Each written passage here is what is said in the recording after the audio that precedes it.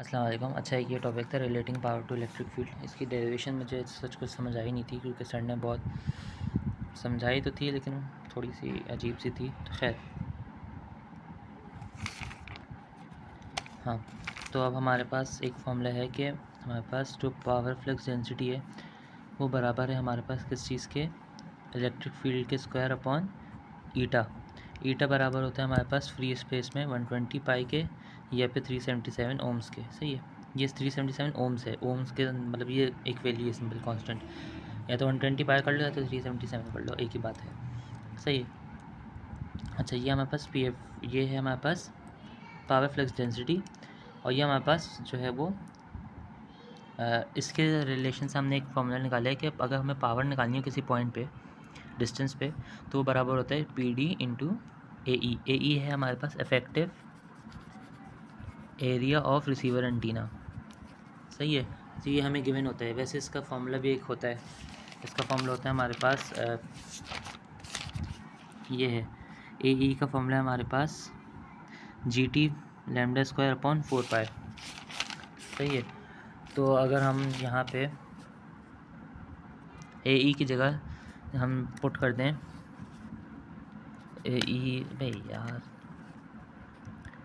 ये E square upon 120 pi G T lambda square upon 4 पाई।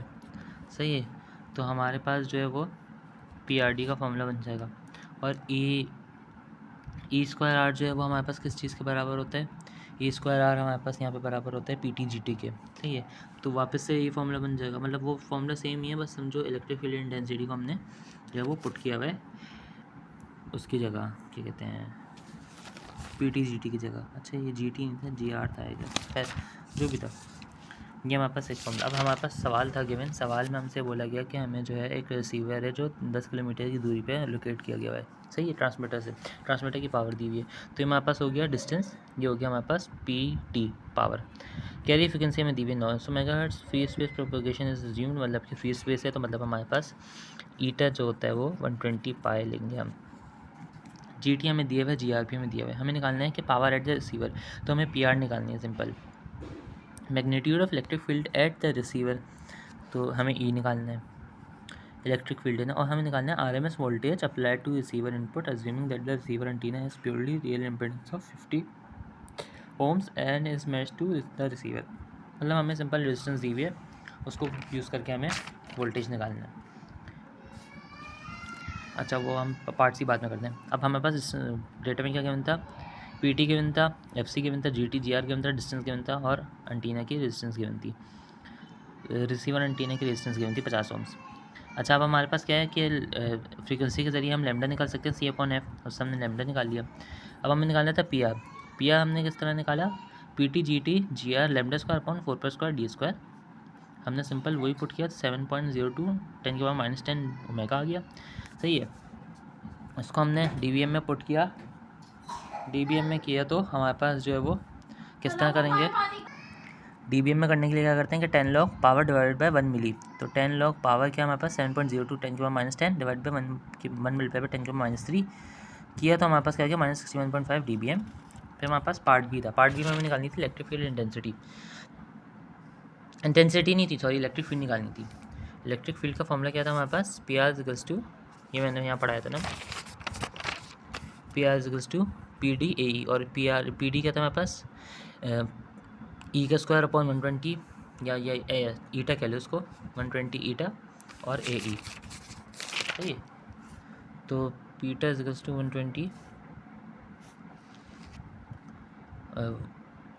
Sorry क्या बोल रहा हूँ मैं, P R equals to E square upon eta A E. और यहाँ पे हमने जो है, यहाँ पे हमने ई रखा, ई का स्क्वायर था, ए ई की वैल्यू पुट कर दी जी लैम्डा स्क्वायर अपॉन 4 पाई। और हमने यहाँ पे जो है ना, जी कौन सा पुट किया, हमने यहाँ पे रिसीवर का जी पुट किया। सही है, अब हमने इसको यहाँ पे सॉल्व करना था, तो ई हमें चाहिए था ना, तो ये दोनों चीज़ें यहाँ डिवाइड में चली जाएंगी और ये दोनों चीज़ें यहाँ मल्टीप्लाई में चली जाएंगी। तो P R into eta into 4 pi upon में जी लैम्डा स्क्वायर। वैल्यूज़ पुट की, पी आर की वैल्यू पुट की वॉट वाली, ईटा की वैल्यू 120 पाई पुट की, 4 पाई ऐसे रहा, जी की वैल्यू पुट की, लैम्डा की वैल्यू पुट की 1/3 स्क्वायर।